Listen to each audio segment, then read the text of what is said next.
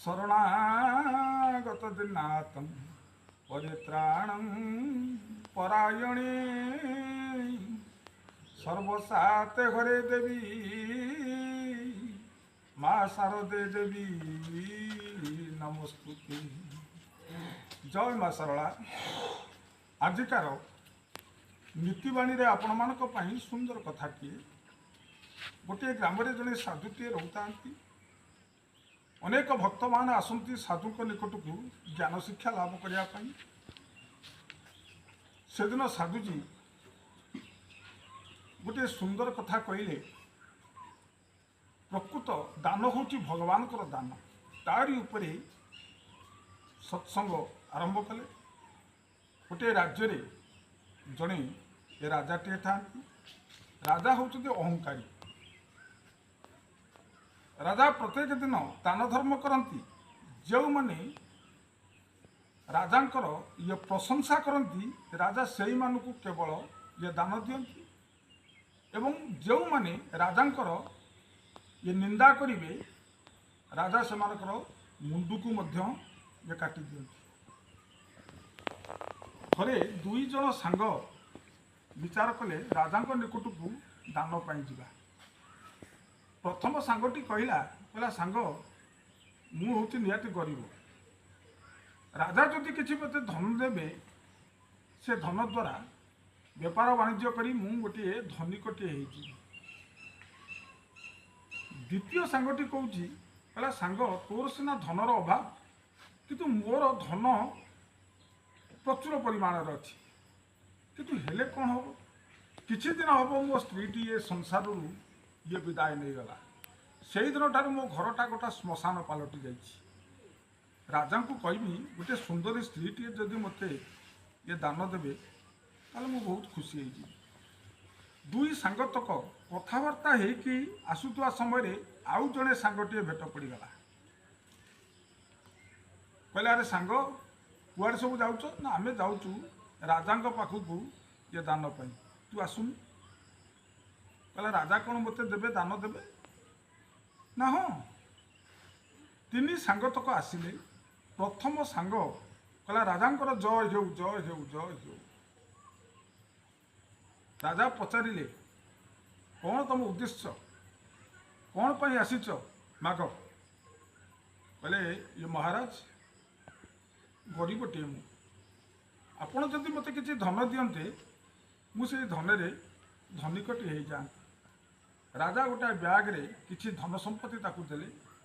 प्रथम सांगटी खुशी हो गला। द्वितीय सांग महाराज को निकट पहुँचले। महाराज पचारे तुमर कौन आवश्यकता। हाथ जोड़ीदेला कहला ये महाराज जी किछि दिन हम मो स्त्रीटी ये संसार ये विदाय नहीं गला। आउ आपण निकट को आसी जदि मत गोटे सुंदर स्त्रीटी दियंते ताले मु ये संसार रे संसार करती। राजा ताकू गोटे सुंदर स्त्रीटी देले। तृतीय सांग ये पहुँचले। राजा पचारे कहले तमें कौन मागुच ना मु मागुची मो बापा वर्षे है देहांत हो गले। जदि मो बापा को टे ये फेरे आणते खूब भल हाँ। राजा रागिगले। अहंकारी राजा मुंड तांकर घूर्णन करने को लगिला। यापर तीन सांगतक ये फेरी आसिले। आसुचंती राजांकर क्रोध एते बढ़ीगला। दुई जन सिपाही की डाकी कहले कहले जड़े जी ब्याग धरी ताकू छाड़ीदेव जी जड़े स्त्री की सांगरे नौ ताकू छाड़ीदेव किंतु जी खाली हाथ में जाऊव तारी मुंडटा को काटी आणिक मो पाखे दब। किंतु ये तीन सांग जीवावस्था जो सांगटी ब्याग धरी हाथ कौन हो तृतीय सांग को कहला कहला भाई ये ब्यागटा को टे मोर धर। तृतीय सांगटी ब्याग धरी। सिपाही दुई जन आसिले।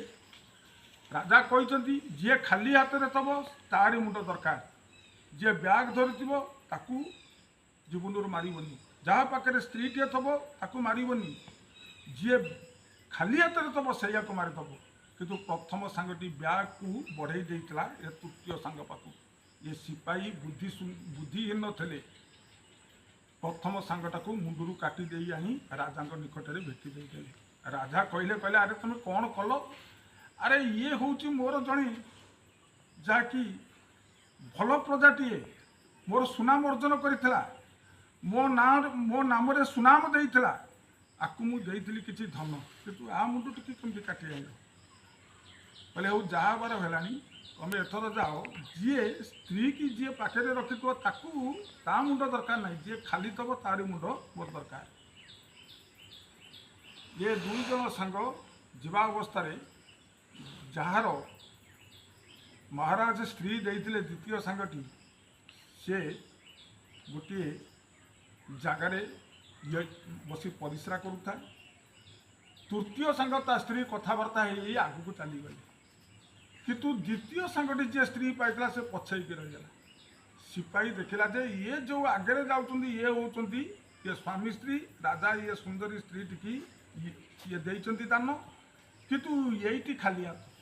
द्वितीय सांगटा को ये काटिदे। राजा पाखे जो भेटी दिखती राजा कहले कहले कहले कौन कल? ये तो मो पाखु ये सुंदरी नारी की नहीं था, आकू तुम केमी काटी आइल? कहला ये महाराज ये खाली हाथ में था। तेणु ये साधुजी कहले अधिकार ये नीतिवाणी एति मन रखी था, कर्मे नथाई जेबे फले दैव घरे ताकू बळे। मो कर्मे जदि बड़ लोक हबार नथिबो, मो कर्मे जदि सुंदरी स्त्री को उपभोग करिवार नथिबो, केही केबे मते ये देई देबेनी। एकमात्र दाता होचंती भगवान। ये संसार को से केवल दान दियंती, दान नियंती। भगवान जेतेबेले चारि हाथ रे देबे आमे रखी परिबानी, आउ जेतेबेले से चारि हाथ रे नेबे आमे दी हाथ रे ताकू भी रखी परिबानी। एही होची आजिकार ये नीतिवाणीर ये निर्जास कथा। ए कथा को जदि आपण माने मने रखिबे, आपण को जीवन धन्य हो जिवो एवं आपण वैकुंठपुर लाभ करिवे। आजिकार अनुचिंता सदा सर्वदा गाई जदि आपण को घर आगे मुह कर ठिया हुए, आपणकर शुभदायक, आपणकर शुभदायक। गाई जदि सदा सर्वदा आपण को घर आगे मुह कर ठिया होची शुभदायक।